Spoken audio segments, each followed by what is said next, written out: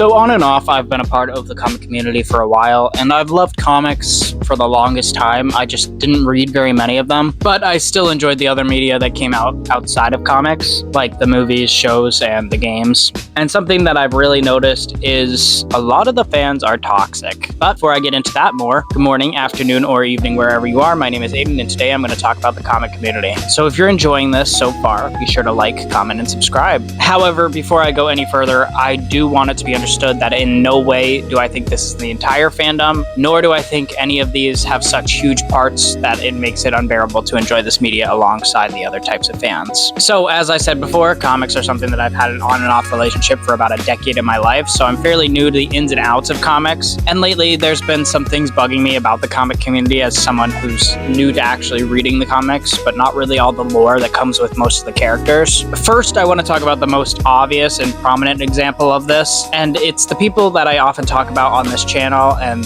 that's these guys. If you've been here before, you've seen me make fun of this guy before, and that's the, well, in the comics, this character doesn't blah, blah, blah. Every time you meet one of these people, just instantly tune them out. These people are the worst. There's nothing more annoying than these comic creators and fans. These comics are amazing, and yes, definitely, when adapting something that comes out of the comics directly, you should look towards the comics. I have a whole video talking about this, though, and how ridiculous it actually is. When you start getting too deep into the character's comic canon and lore around everything, it becomes so god-awfully diluted, over-explained, and mischaracterized that it makes some of the most significant storylines contradict the other ones. And sometimes they completely cancel each other out.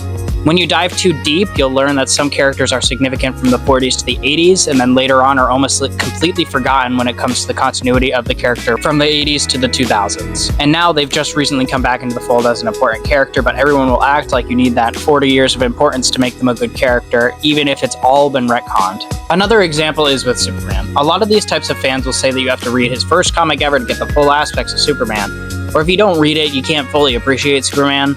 But Superman isn't even really Superman in those early comics. His powers are completely different, and it was only until later on that his more commonly known power set was added on. This was all explained away with multiversal aspects to why the characters are so fundamentally different now versus then, but that's not really my point.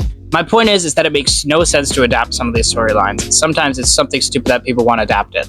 Like some ridiculous mischaracterized trait, some racist stereotype, or even some disgusting storyline that has no real significance to the character but is important to another character. There are so many comics that are supposed to be super significant to Batman's lore, but then Batman is more of a side character in the story, and the only actual significant moment in the storyline is a Barbara moment within the story. And it's not even a good moment, it's a traumatizing moment. It's only significant because of how it affects her and through the next 15 years of stories, and it's ultimately undone because of some ridiculous executive decision. Or then there's the opposite of those fans who don't really know anything significant about the surrounding characters and just go off the vibes from each popular character or off of the significantly bad adaptations for these popular characters. Obsession is usually what makes these fans' gears turn. They'll love a character who's very nuanced or often considered dark and gritty. These are your I'm Batman fans, modeling everything that they know about Batman off of the Dark Knight films and Christian Bale. They'll often obsess over these films. Usually if it's a guy, they'll mansplain everything that they know about Batman from these films. The Dark Knight trilogy isn't a horrible adaptation of Batman, but it's also not the best. It's where all the constant Batman is a grounded character sentiment comes from. Heath Ledger's Joker was a highlight for many people through these movies, and watching these back, it's very obvious that his untimely death definitely amplified people's love for his take on the character, and I can understand that. It's often a death that fans will find a last performance to be something of a love letter to the actor themselves, and that kind of leaves no room for the next adaptations of this character. The Dark Knight set a trend for the next adaptations of Batman and Joker to be grounded or realistic characters, and for Joker to be a character who really thinks he's more funny than he actually is. But that's not where these characters really started and got popular from. I mean, there's a reason why the 1966 show Batman followed such a campy and ridiculous Batman. That's where the character started in 1939. There's a good reason why they're called comics. Comics stem from the early newspaper strips that were supposed to be primarily funny, And that doesn't mean you can't have serious stories in these comics, but these characters didn't start out as dark or realistic. They started out as campy comedians who got out of life-threatening situations in ridiculous ways without forgetting to crack a joke. And now these characters have evolved over the years to make up such amazing stories and huge worlds that have so much diversity, but there's so much more to them than the most recent iterations of these characters that should be explored. And those Dark Knight fans, they're just as bad as the 2019 Joker fans, who turned a terroristic, villainous, horrible person into some tortured tortured victim. I won't talk about it too much here because I've made a separate video about them before, but I'm talking about the Justifier fans. Those are the ones who look at the actions of Wanda Maximoff and Loki in the MCU and go around and immediately justify everything that they've done, as if they haven't murdered hundreds, sometimes even thousands of civilians, or good people simply because they have a sad backstory. Some of these characters have great motivations for why they are the way that they are, and are super well written. I mean, why would they be loved if they weren't well written?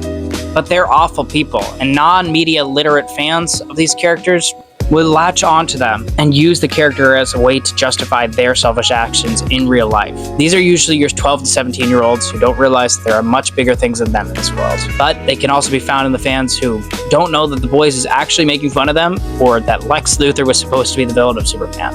These are the people who felt bad for Lex Luthor because he started crying at the end of the Superman movie, even though he just made a speech about how much he hated Superman because he saves people. Lex Luthor hates because he believes Superman will stunt humanity's growth. Why would people need to evolve if they have a Superman to help them out? That's how he thinks.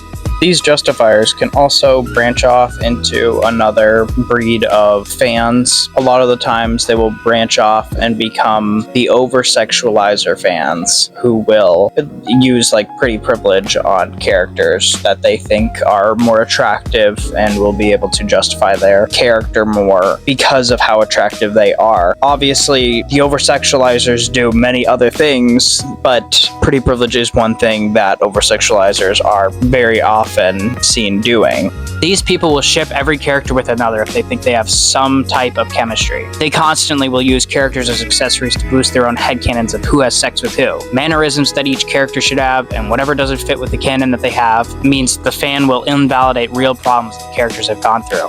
These are also the fans who have such high, disgusting expectations for how these characters need to be portrayed. These are the people who think that Nightwing needs to be the most attractive person on the planet, or that Power Girl needs to have huge boobs and a boob window on her shirt. Each and every interaction that a character has with another has to have some sort of sexual undertone for these fans. A lot of the times, these fans will undermine real problems that these stories are trying to convey because they simply think of how attractive the character is and how the trauma is super deep on them, which is another constant trope that I've seen used on women's in comics, leading back to how fans will treat these characters. Over-sexualization sells because these gross fans of the community make up such a large amount of the community. But that leads me to the largest group of fans in the comic community. Those are the gatekeepers. The gatekeepers are a huge array of fans. They're basically everyone. It can be a small thing, but it's still some sort of gatekeeping. There's like comic knowledge that people will be condescending about when teaching others the terminology. Or there's gatekeepers of characters. People who will go around saying, you didn't read issue 37 of Uncanny X-Men, so you can't call yourself a real fan of Cyclops. Or the people who take deeply rooted character from the lore and say some shit like, if you don't know the significant character, then you're not a real fan. Everyone has their favorite characters, but if you don't know everything about that significant character that you deem as your favorite character, then there will be gatekeepers who will come after you and say that you aren't a real fan of the character. Say you like Robin. Name every Bat family ever and their significance to Bruce Wayne's life, or you're not a real fan of the character. Oh, you like Damian Wayne's Robin? What's Cassandra Cain's significance to his life, and what makes her so interesting? I don't know. I just told you I like Damian Wayne's Robin, not Cassandra Cain's Batgirl. Now, don't get me wrong, Cassandra Cain is a super interesting character, but if someone tells you that another Bat family member is their favorite, why should they know the significance of each character that they've interacted with? Gatekeepers are everywhere in this community. Like, for another example, if your favorite character is more obscure in the lore of the comics, then get ready to be told that that's not really your favorite character because they're not more popular than Dragon Slayer 420's favorite character.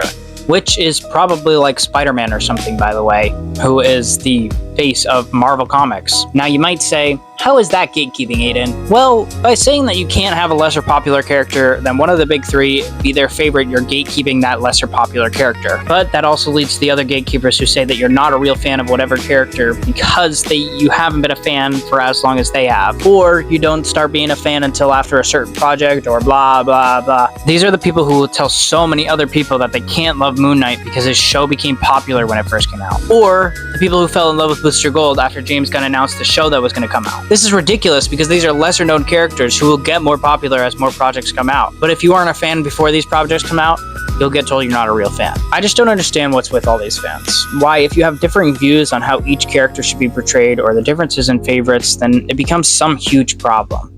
But let's be real here. These aren't all the toxic fans of the comic community, and this isn't the only fandom that has toxic fans. This could be applied to all fans. This is just something that I've primarily noticed since I'm coming into the comic community. There are still plenty of great people within the community, as I said before, but as any fandom, there are a lot of toxic fans too. But with that being said, I hope you all enjoyed this video. And if you did, be sure to like, comment, and subscribe. I will likely do a follow-up to this video if it does decently well. Thank you all for watching, have a great day, and okay, bye now.